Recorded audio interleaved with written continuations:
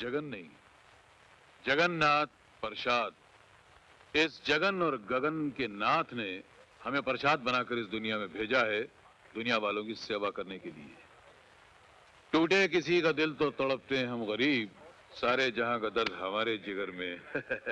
वैसे कुछ पार्टी का रंग जमा कि नहीं जमा भाई? बहुत बहुत जगन सेठ, बहुत। आप तो अंधेरे से भी गुजर जाए तो वहां उजाला हो जाता है। और आपकी पार्टी में रंग न जमे ऐसा तो हो ही नहीं सकता है। जगन सेठ, ये पार्टी किस खुशी में हो रही है? खुशी का है कि यार हम तो गम में भी पार्टी दे दिया करते हैं। दर्द हो जिसमें हमें वो बात चाहिए, एक हंगामे बेखुदी हमें दिन रात चाहिए। ये क्या बदतमीजी है? जिस शोर से तुम्हें प्यार है जगन्नाथ, ये उसी प्यार का नमूना है।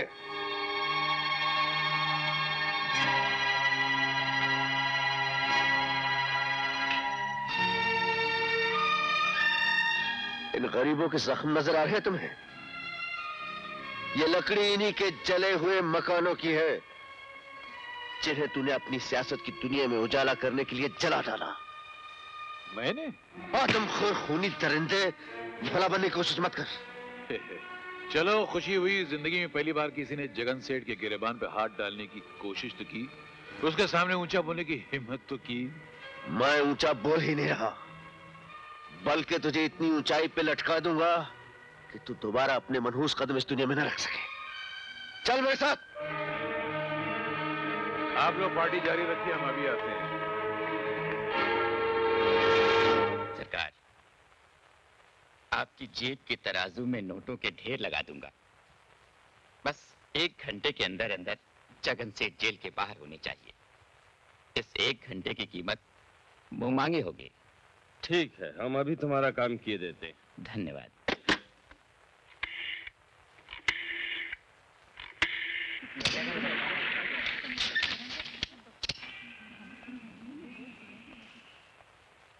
जगन सेठ, आप जैसे समाज सेवक को पुलिस ने गिरफ्तार किया, इसकी क्या वजह है?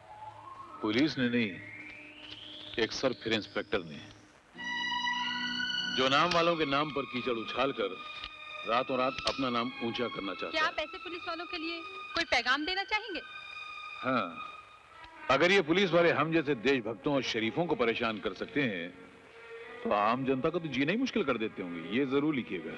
सर एक और। नहीं, बस इतना काफी, आगे पूछने की जरूरत नहीं है।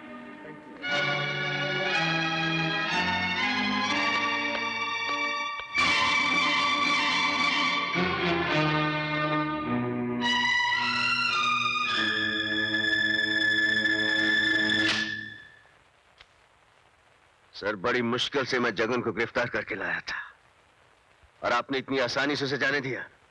और क्या करता? बिना किसी गवाह, बिना किसी सबूत और बिना किसी जुर्म के मैं उसे लॉकअप में बंद करके कैसे रख सकता था? जी, कोई गवाह नहीं था? वो मंगलू जिसे मैंने रंगे हाथों फसाद करते हुए पकड़ा था, गवाही देने के लिए तैयार था। उसकी गवाही काफी नहीं थी आपके लिए? आई एम सॉरी अमर, मैं मजबूर हूं। आप जैसे अफसर मजबूर हैं, फिर हमारे जैसे अफसर तो मरे हुए हैं। बेजान कठपुतलियां हम लोग, जिनके मुर्दा जिस्मों को जबरदस्ती वर्दियां पहना दी गई हैं। आप मजबूर हैं नहीं सर, आपको मजबूर कर दिया गया है। जब ऊपर से दबाव पड़ता है तो नीचे वालों को दबना ही पड़ता है, जबान बंद रखनी ही पड़ती है और लॉकर के दरवाजे खोल देने पड़ते हैं। अमर, सर, किस काम की ये वर्दी जो किसी मजलूम को जुल्म से न बचा सके? किस काम का यह ओहदा जो किसी दौलतमंद मुजरिम के गिरेबान तक ना पहुंच सके? कभी गलती से उनके गिरेबान पे हाथ डाल दिया तो वो अपनी दौलत की तलवार से कानून के हाथ काट देते हैं। सर, ये रोज रोज के हाथ कटवाना, अपनी जमीर को फांसी लगवाना आपको मुबारक हो। मुझे ये सब नहीं होगा। मैं सिर्फ एक बार मरने के लिए पैदा हुआ हूं, बार बार मरने के लिए नहीं। आज शाम तक मेरा इस्तीफा आप तक पहुंच जाएगा।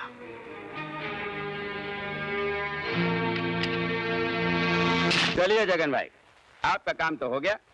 आप पुलिस स्टेशन गए भी, बाहर भी आ गए, लेकिन हमने आपको लॉकअप के अंदर की हवा तक नहीं सूंघने दी।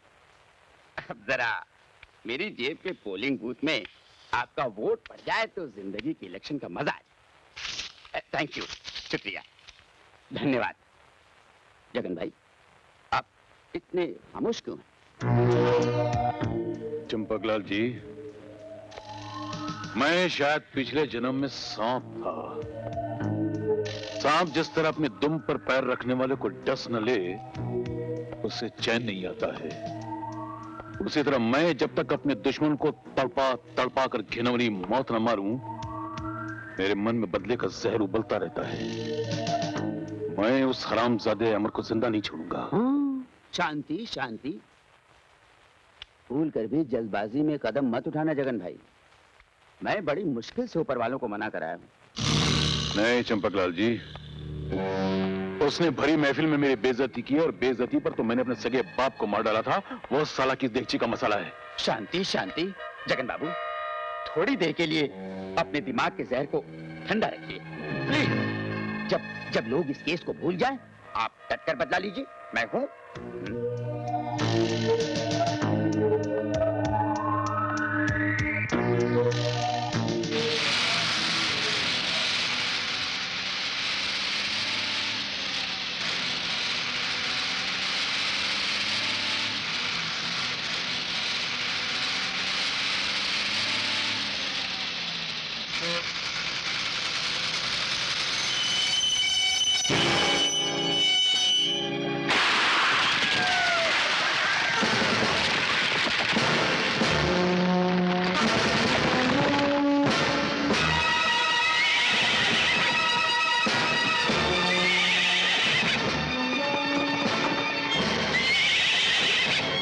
ऐसा हरगिज़ नहीं होने दूंगा। शेरा की धमकी के मुताबिक अगर उन 25 कैदियों को रिहा नहीं किया गया तो वो बस के तमाम मुसाफिरों को एक एक करके खत्म कर देगा।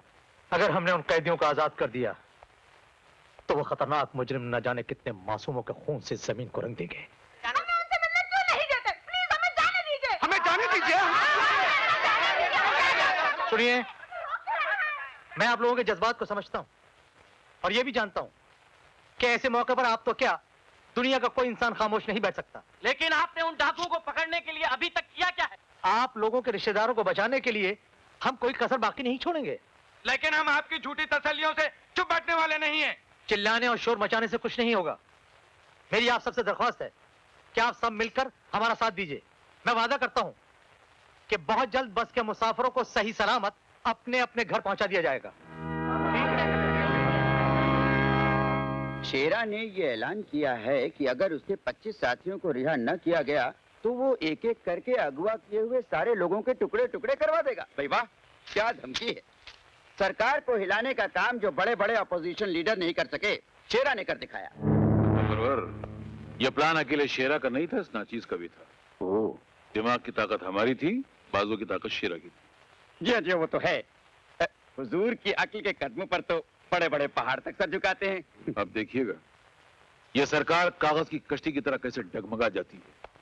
यहाँ एक बच्चा या औरत मारी गई और वहां सरकार ने घबरा कर फौरन उन 25 कैदियों को छोड़ दिया।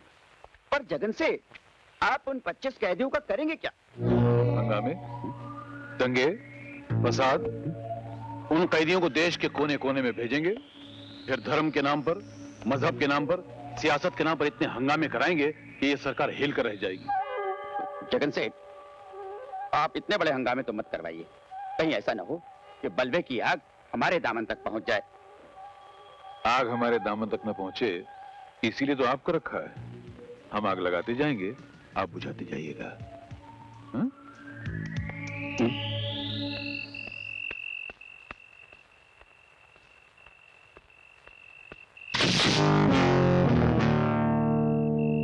बहुत देर से मैं आपका इंतजार कर रही हूँ। आप मेरा इंतजार कर रही थी? कहिए क्या बात है? बैठिए, बताती हूँ। बैठूं? डरिए मत, मैं आपको कहीं भगा कर नहीं ले जाऊंगी। जी हम डरते तो कभी किसी से नहीं। लीजिए बैठ गए, बताइए जाना कहाँ है?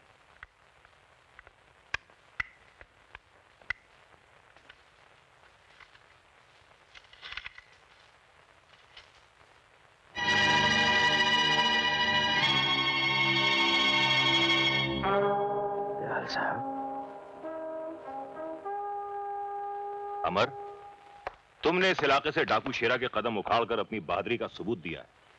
सर, डाकू शेरा के कदम पूरी तरह उखड़े नहीं, क्योंकि शेरा सिर्फ डाकू ही नहीं, बहुत बड़ा टेररिस्ट भी है। और आप अच्छी तरह जानते हैं कि हर टेररिस्ट के पीछे किसी न किसी बड़े आदमी का हाथ जरूर होता है। और सबसे पहले मुझे उस आदमी के हाथ काटने। तुम्हें किसी पर शक है? शक तो है सर, लेकिन सबूत नहीं मिल रहा। कौन है वो? जगन सेठ।